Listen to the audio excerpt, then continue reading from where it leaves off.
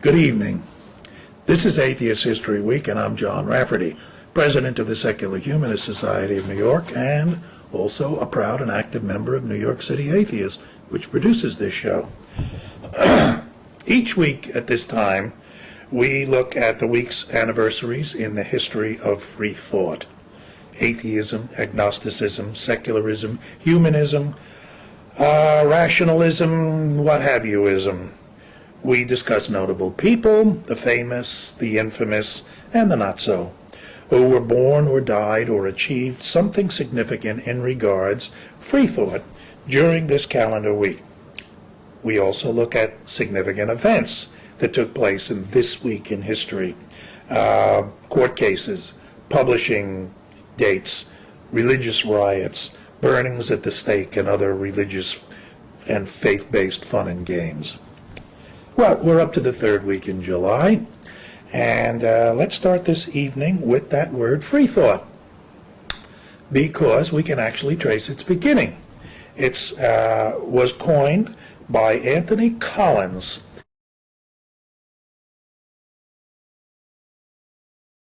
who was born July 21st in 1676. He was eventually called the Goliath of free thinking, but he coined the word. He was born in Heston, England, went to Eton and King's College, Cambridge, and was a close friend of the philosopher John Locke.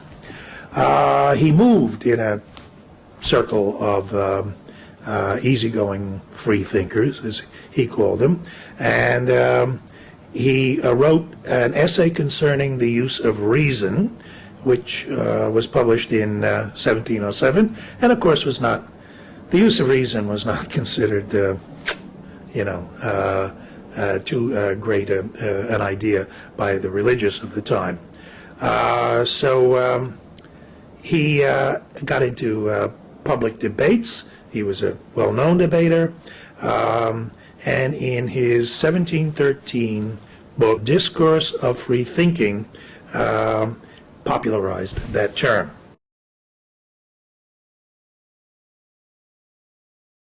His definition was that free thinking was the use of the understanding in endeavoring to find out the meaning of any proposition whatsoever, in considering the nature and evidence for or against it, and in judging of it according to the seeming force or weakness of the evidence, unquote. No reliance on a priori truth, no reliance on scripture, no reliance on biblical or clerical authority. Not a new idea, not even a revolutionary idea, but certainly one that got him a lot of attention in the early 18th century, some of which I'm sure he didn't want. He also wrote a philosophical inquiry concerning human liberty, which Voltaire thought was a pretty good book. I wouldn't know. He left England because, for a while, for a couple of years, because the debates started to get really hot, and he probably was a little bit worried about mobs. His book, The Grounds and Reasons of the Christian Religion, made some serious arguments against prophecy, and it advanced the scientific principle, wanting to apply scientific principles to studies of the Bible and of Christian doctrine. As you can imagine what that did. As a matter of fact, though, it was so well written and it was so popular that the Grounds and Reasons of the Christian Religion provoked 30 different books and essays by religionists who were trying to counter it. Collins was probably most likely a deist and a materialist who opposed organized religion and priestcraft, as he called it. But what he gave us was a definition of the idea of free thought and a codification of the ideas, which has lasted for quite some time. Anthony Collins, born July 21st in 1676.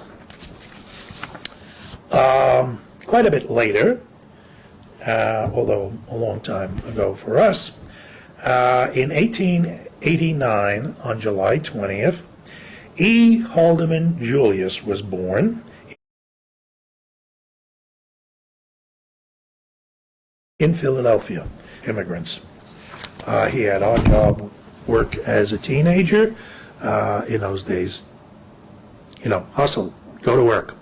And eventually became a newspaper copy boy, and that's where he found his calling. He was a socialist right from his very early age.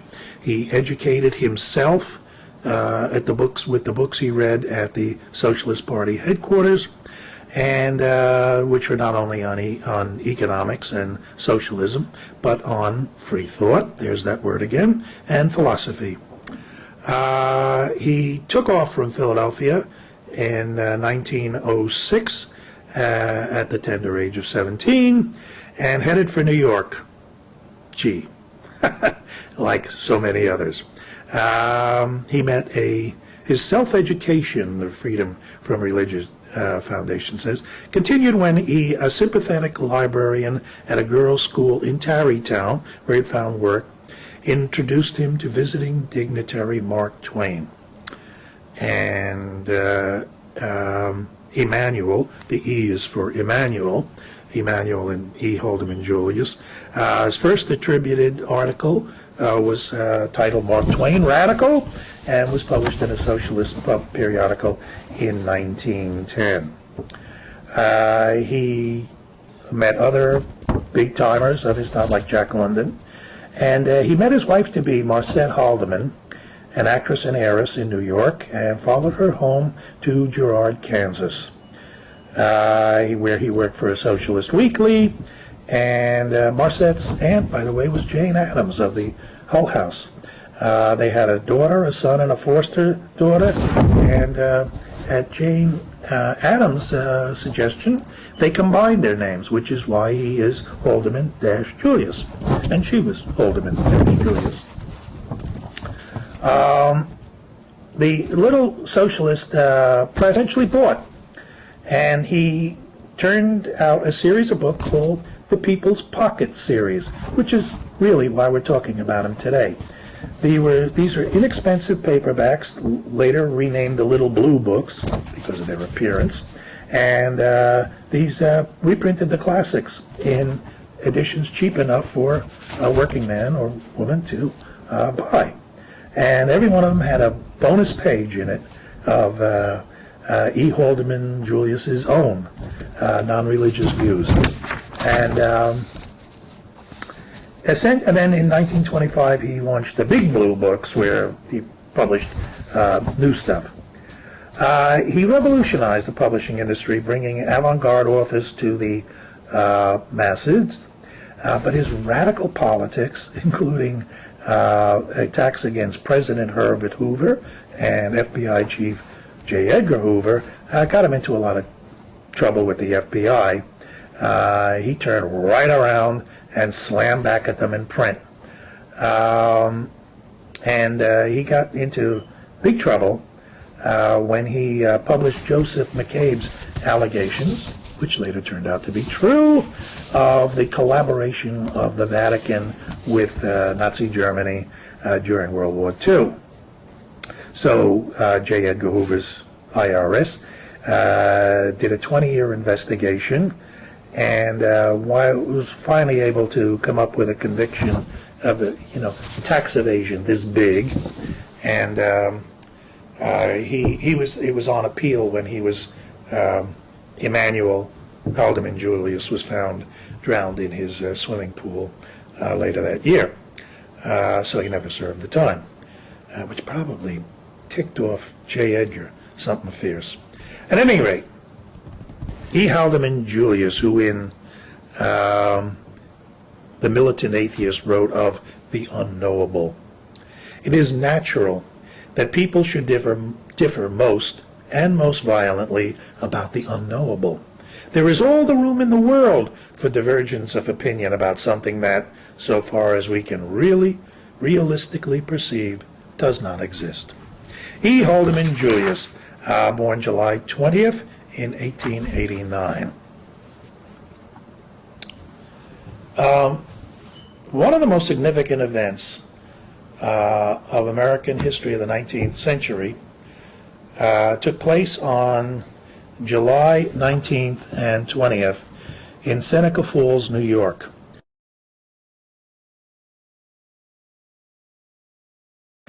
It was the first Seneca Falls Convention, which produced the Declaration of Rights and Sentiments of the brand new women's movement.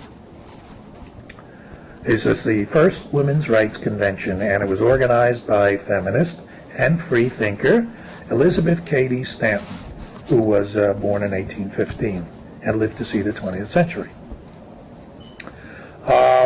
Stanton was the first woman to publicly call for woman suffrage, and that's important because most progressive opinion in America at the time, in mid-century America, was coming around to the idea that women shouldn't be considered property. They should be able to own their own property. They should be. They should have rights, but to vote, forget it.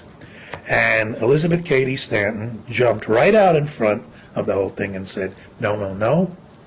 We get the right to vote. We get the right to serve in Congress or any place else."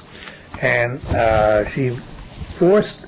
There were 300 delegates to the that first Seneca Falls Convention, and she forced through the idea of women's suffrage, and in spite of a lot of people being very worried about it, and as the Religion Foundation writes, at a time when traditional roles were still very much in place, the document that came out of the convention caused much controversy. They were unwilling, most people were unwilling to abandon conventional mindsets. An article in the Oneida, New York Whig, published soon after the convention, described the document as, quote, "the most shocking and unnatural event ever recorded in the history of womanity." Womanity, really? Many newspapers insisted that the declaration was drafted at the expense of women's more appropriate duties. At a time when temperance and female property rights were major issues, even many supporters of women's rights believed that the Declaration's endorsement of women's suffrage would hinder the nascent women's rights movement, causing it to lose much needed support. However,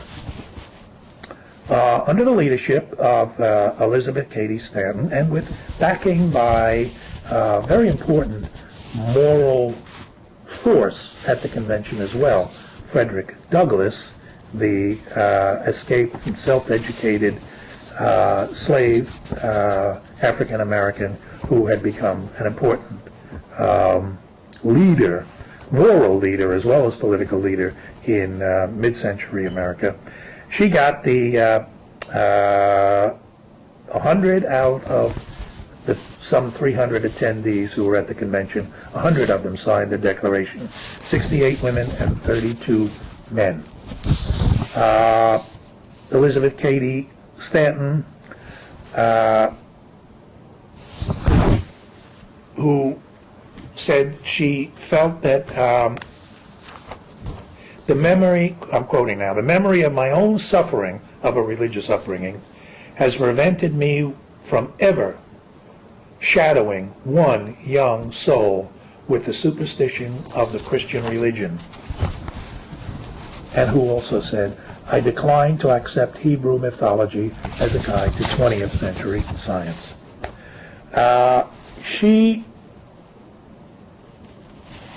I bring those out now because she also said here at the beginning of the women's suffrage movement, she said, "In the early days of women's suffrage agitation, I saw the greatest obstacle we had to overcome was the Bible. It was hurled at us on every side." Okay, I mentioned the Declaration several times. I'd like to read the opening for you because in a very, very smart political tool. Elizabeth Cady Stanton got the people who were writing it to emulate the Declaration of Independence. And that revered document, remember, Americans were much more patriotic in 1848 than they are today. And if you started reading the Declaration of Independence in 1848, I can guarantee you most people in the audience would stand up and take off their hats. So, the opening of the Declaration of Sentiments, which was the document that came out of the Seneca Falls Convention, begins. When, in the course of events, it becomes necessary for one portion of the family of man to assume among the people of the earth a position different from that which they have hitherto occupied, but one to which the laws of nature and of nature's God entitle them, a decent respect to the opinions of mankind requires that they should declare the causes that impel them to such an absolution. We hold these truths to be self-evident, that all men and women are created equal, that they are endowed by their Creator with certain inalienable rights, that among these are life, liberty, and the pursuit of happiness, that to secure these rights governments are instituted, deriving their just powers from the consent of the governed. Sounds familiar? If it doesn't, go back and take 5th grade history again. At any rate, it was one heck of a shock. There were these women gathered in Oneida Falls, in Seneca Falls, near Oneida, New York, who dared to say that women not only should have property rights, but they should be allowed to vote, that they should be considered the equals of men. Today, we're not crazy about the idea that the whole early women's movement was tied up with temperance as well, so that about the same time that women got the vote, men and women lost the right to have a beer. It took a while, it took 10 or 12 years, 13 years to fix that one. One of the supporters of women's rights in America in the 19th century was the great orator and what he was called the great agnostic, Robert Greene Ingersoll.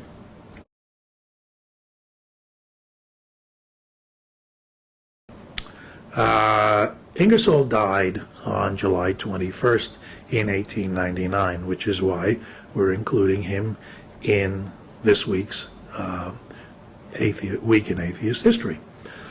I want to summarize this program this week with several quotes from Ingersoll because, number one, they're good, and you'll find them interesting and entertaining, I think. And number two, Ingersoll was one of the most influential speakers. By the way, when he spoke, remember, this is the days before radio and television, let alone Facebook, YouTube, and Twitter. People turned out to hear the speaking, and they would listen to Robert Greene Ingersoll for 2 hours standing and listening to every word he had to say because he said it so well. Ingersoll campaigned against organized religion in America.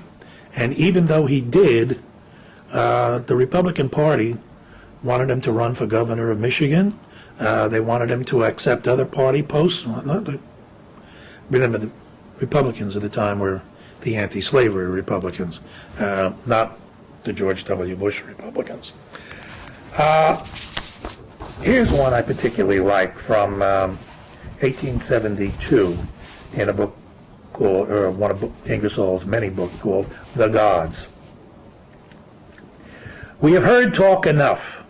We have listened to all the drowsy, idealist, vapid sermons that we wish to hear. We have read your Bible and the works of your best minds. We have heard your prayers, your solemn groans, and your reverential amens. All these amount to less than nothing. We want one fact. We beg at the doors of your churches for just one little fact. We pass our hats along your pews and under your pulpits and implore you for just one fact. We know all about your moldy wonders and your stale miracles. We want this year's fact. We ask only one. Give us one fact for charity. Your miracles are too ancient. The witnesses have been dead for nearly 2,000 years. No man with a sense of humor ever founded a religion. Robert Greene Ingersoll. Love that one. The doctrine of eternal punishment is in perfect harmony with the savagery of the men who made the orthodox creeds. It is in harmony with torture, with flaying alive, and with burnings. The men who burn their fellow men for a moment believe that God would burn his enemies forever. And a little bit lengthier, I've got two more for you. And I'm amazed at these because they are so prescient.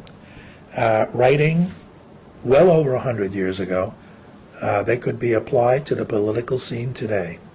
In 1873, in Individuality, Ingersoll wrote, "It is contended by many that ours is a Christian government, founded upon the Bible, and that all who look upon the book as false or foolish are destroying the foundation of our country. The truth is, our government is not founded upon the rights of gods, but upon the rights of men. Our Constitution was framed not to declare and uphold the deity of Christ, but the sacredness of humanity. Ours is the first government made by the people and for the people. It is the only nation with which the gods have had nothing to do. And yet there are some judges dishonest and cowardly enough to solemnly decide that this is a Christian country, and that our free institutions are based upon the infamous laws of Jehovah."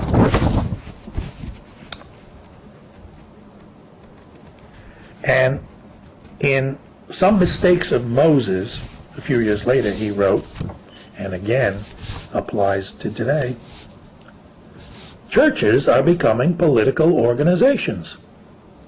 It probably will not be long until the churches will divide as sharply upon political as upon theological questions. And when that day comes, if there are not liberals enough to hold the balance of power, this government will be destroyed. The liberty of man is not safe in the hands of any church. Wherever the Bible and sword are in partnership, man is a slave.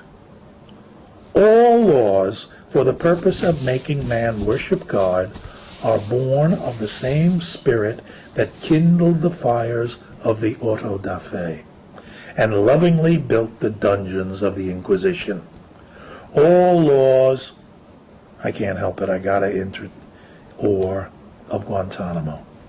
All laws defining and punishing blasphemy, making it a crime to give your honest ideas about the Bible, or to laugh at the ignorance of the ancient Jews, or to enjoy yourself on the Sabbath, or to give your opinion of Jehovah, were passed by impudent bigots, and should be at once repealed by honest men.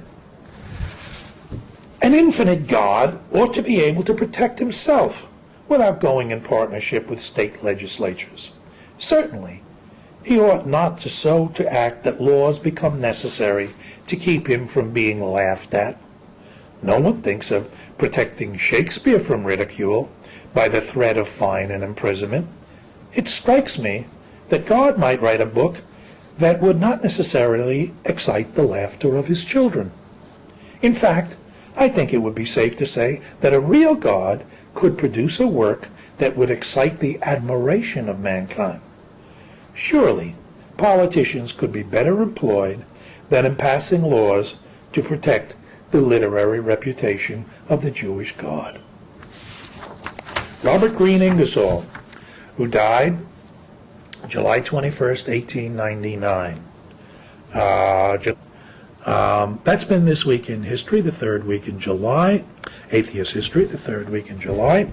I'm John Rafferty, the president of the Secular Humanist Society, also a member of New York City Atheists, which produces this show and which we will produce again next week. And we all involved in the show hope you'll be right here as we take a look at another week in atheist history. Thank you for watching. Good night. Wherever we once were, we are no longer a Christian nation, at least not just. We are also a Jewish nation, a Muslim nation, and a Buddhist nation, and a Hindu nation, and a nation of non-believers.